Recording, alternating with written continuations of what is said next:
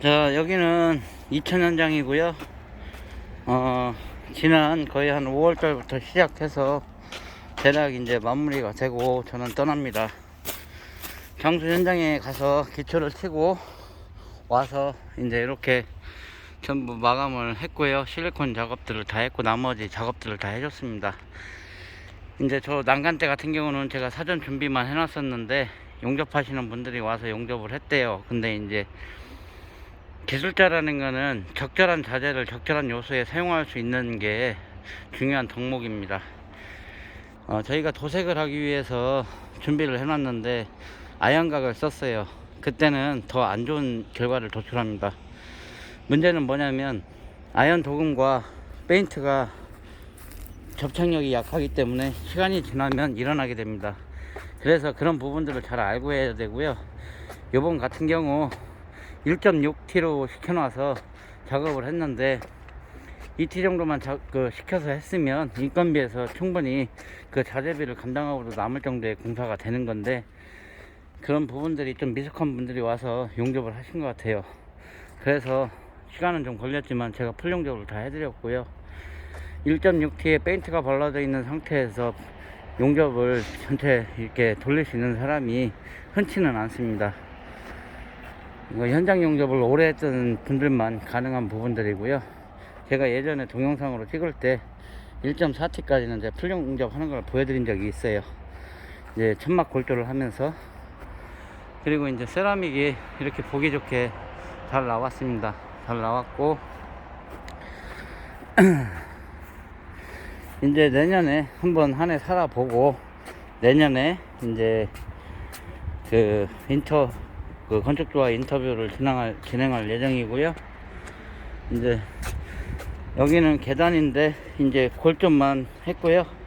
여기다 이제 나무로 쳐서 마감 짓는 것들은 이제 여기 남아있는 건축주가 좀 진행할 예정입니다.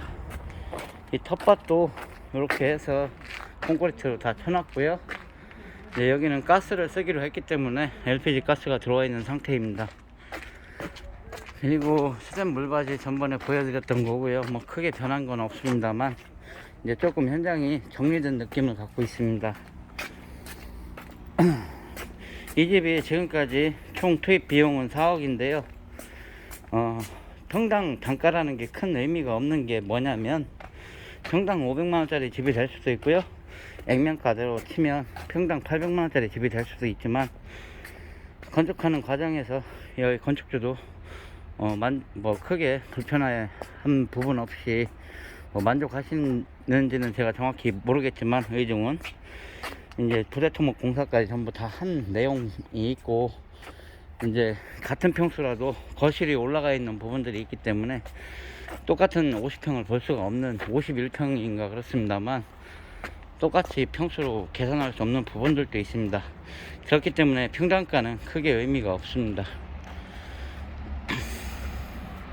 그리고 이제 요거 같은 경우는 제가 말씀드렸다시피 요 스탠박스를 써서 전기차 충전을 할 수 있는 장소를 미리 만들어 놓은 거고요.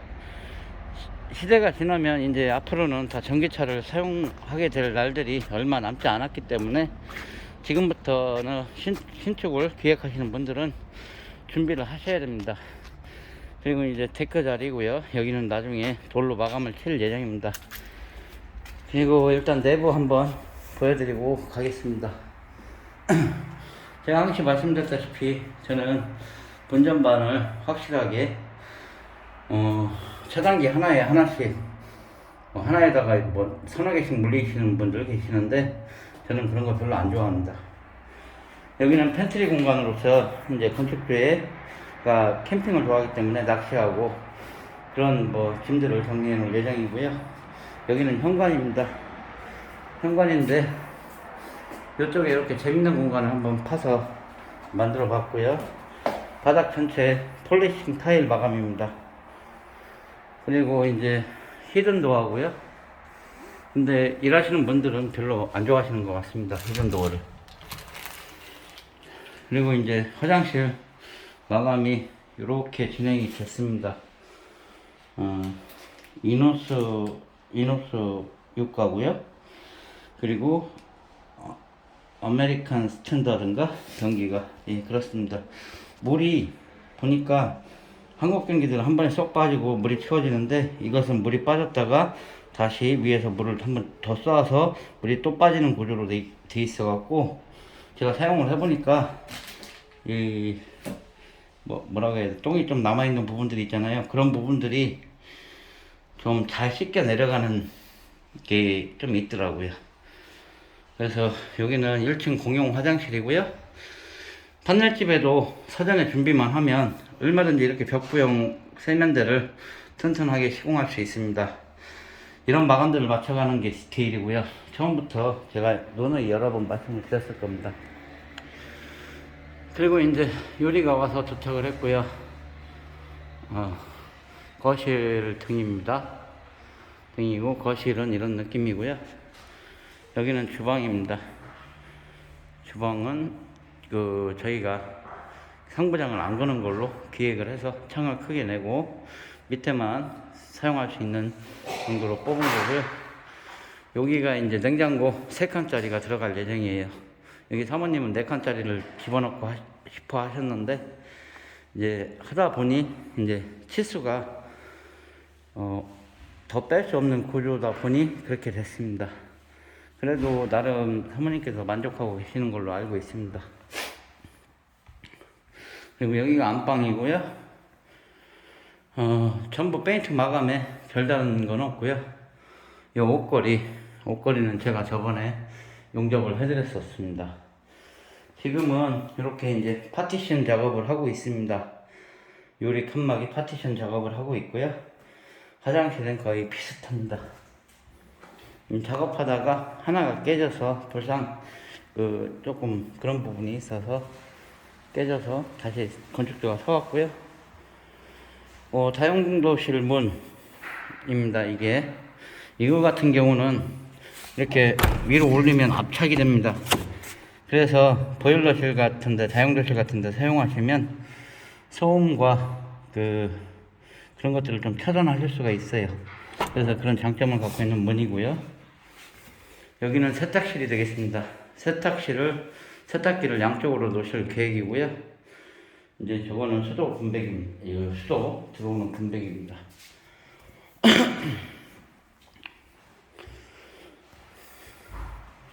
그리고 손수침, 사전에부터 계획돼서 이제 해봤고요.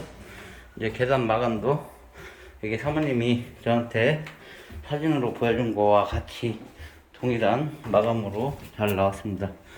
계단이 중요한 것은 처음과 끝의 높이가 일정해야 됩니다.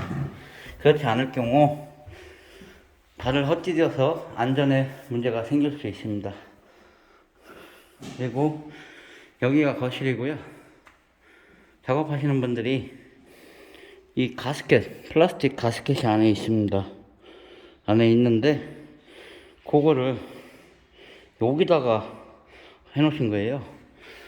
그래서 작업하다가 유리 도장이 깨진 적이 있습니다. 이렇게 이런 근본 원리에서 크게 벗어나지 않는데 그런 것들을 좀 생각해 주시고 하셔야 되는데, 여기는 테라스 공간이에요. 2층에. 그러니까 이런 건 평소에 빠져 있는 부분입니다. 이 거실도 평소에 빠져 있습니다. 그리고 화장실 파티션 준비 중이고요. 욕조가 이렇게 되어 있습니다. 그리고 여기는 2층에 아이들이 라면을 끓여 먹을 수 있게 미니 싱크대를 하나 놓을 예정입니다. 이쪽에는 미니 소파를 놓을 예정이고요. 여기도 테라스입니다. 테라스고 소펜 마감을 했고요. 저 부분, 시커먼 부분이 나중에 다른 마감을 칠 수 있게 준비를 미리 해놓은 부분입니다.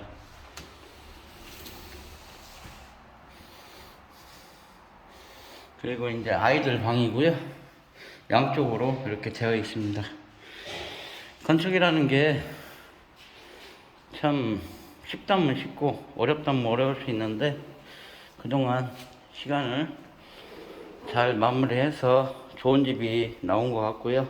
실제로 보셔도 마감 퀄리티가 상당히 좋습니다. 이 집 같은 경우는 그리고 사모님도 주인분들도 만족을 하시는 부분들이 있고요. 이렇게 끌고 나오기가 참 일이라는 게 올해 한 저도 어려운 부분이 있습니다.